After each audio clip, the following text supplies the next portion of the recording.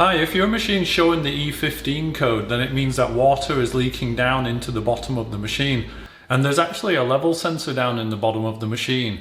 And so that throws up the fault and runs the pump, because actually it's trying to prevent there being a big leak throughout your kitchen.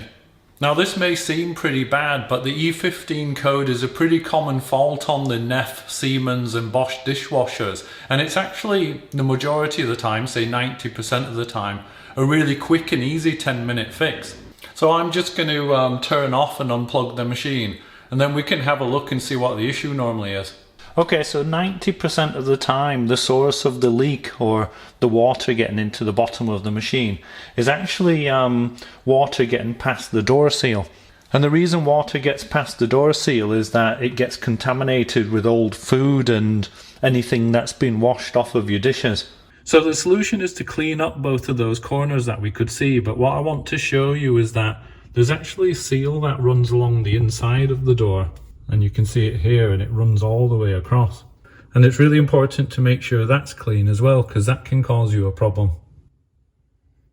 So the best way to clean it is initially just using a spoon, because it doesn't have any sharp edges that will damage the seal. And don't worry, you'll be able to run it through the dishwasher once you've fixed it. You just scoop out any gunge that you can find in there. And now you can just move on to using some kitchen spray. It's really good because it can break down greases and fats and things. And then an old toothbrush. Remember the seal just all the way across the bottom here. Make sure you get that nice and clean too. And then just finish off by giving it a wipe with a cloth. Okay, so now that we've got the seals inside the machine nice and clean, that will stop water getting down into the bottom and causing the E15 code. Now, in order to reset the E15 code, we need to get the water out of the bottom. And you'd think all you have to do is drag the machine out, access the back and maybe get a sponge or a cloth and get the water out. But unfortunately, it's all a sealed unit. So what you actually have to do is take this front panel out, which will give you access to a panel at the bottom. And when you take that off, then you can reach in.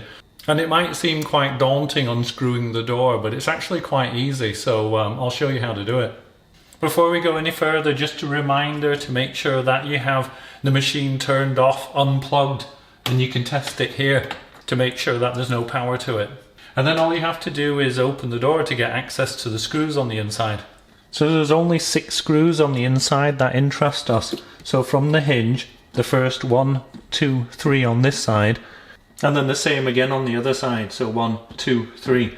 These ones that are higher up here are for the control panel, and we don't need to remove that. So the only tools you need really is a T20 Torx bit and just a little screwdriver to go with it, and I have a powered one. If you don't have one of these, what I'll do is I'll link to a set in the description.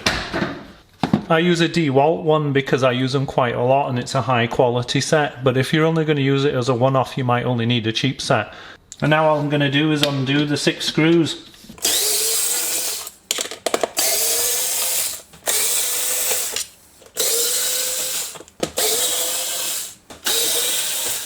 And with that done, we can go ahead and close the door.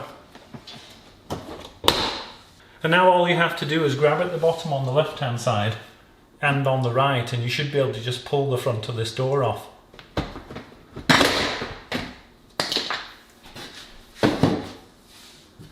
Now that we've got the front off the door, we need to slide out this piece here.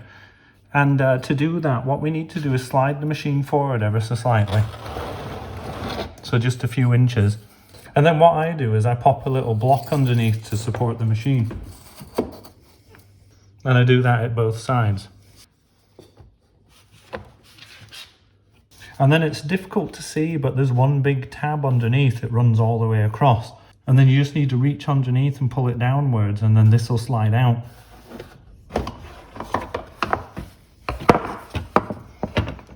Okay, so this was the bit that I was just pulling downwards slightly, and then that allowed it to slide out. So we're getting there now, so there's just a screw each side on this metal piece that we need to undo.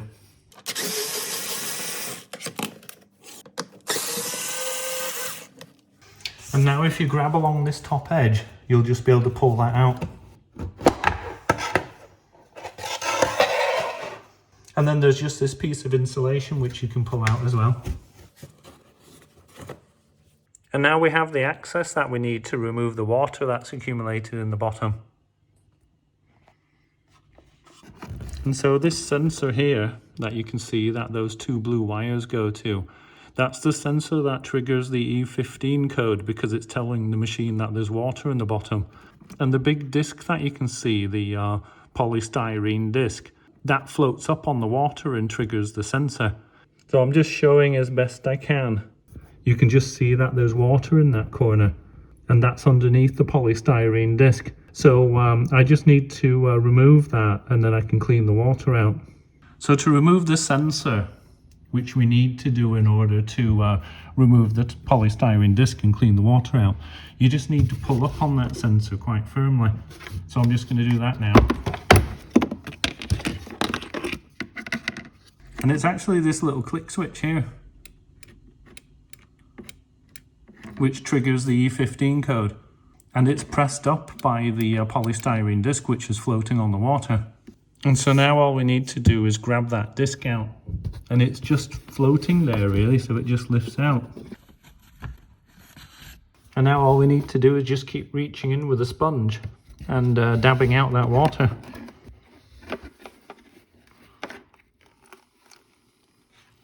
And now all we have to do is put it all back together again, and reassembly is pretty much the opposite process to taking it all apart. Okay, I hope you found the video useful, and if you did, please give me a thumbs up. And if it got your machine going again, please let me know in the comments. And if it didn't get your machine going again, please let me know that in the comments as well. It might help me and it might help other people. If you'd like to see more of my content, please consider subscribing and clicking the bell, and you'll be notified of my next video. And I also have another channel called Revive My Ride where I fix cars, so if you're interested, I'll link to it in the description and you can find it there.